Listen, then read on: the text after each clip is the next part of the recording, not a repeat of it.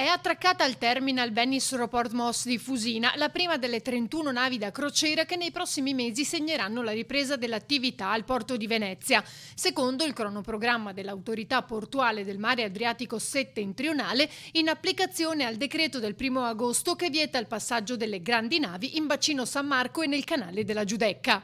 L'approdo di questi giorni di una piccola nave a Fusina è un segnale timido, ma ovviamente non sufficiente, non lontanamente sufficiente. Ovviamente si deve lavorare per portare a casa tutto quello che si può portare a casa in questo periodo e quindi anche sfruttare gli approdi come quelli, ma è sostanzialmente necessario realizzare in tempi rapidi, già per il prossimo anno, gli approdi per le grandi navi. Si tratta di un'imbarcazione da 42.000 tonnellate per 500 passeggeri, proveniente dallo scalo di Pola e che viene utilizzata per viaggi in Africa, Oceania, Mar Mediterraneo e Nord Europa, Oceano Atlantico, Caraibi e America Latina.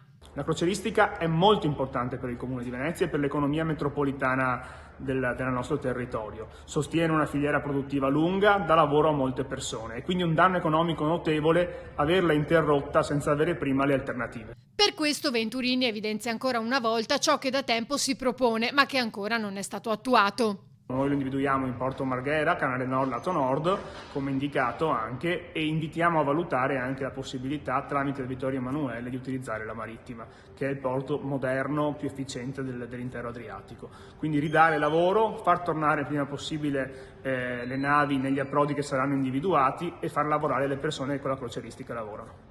Il calendario di approdi temporanei prevede fino al 31 dicembre l'arrivo di circa 18 navi al Venezia Terminal passeggeri della Marittima, 10 al Terminal di Fusina, una al Terminal Container Vecon di Porto Marghera e per altre 2 la destinazione è da definirsi. L'8 settembre si attende la prossima nave.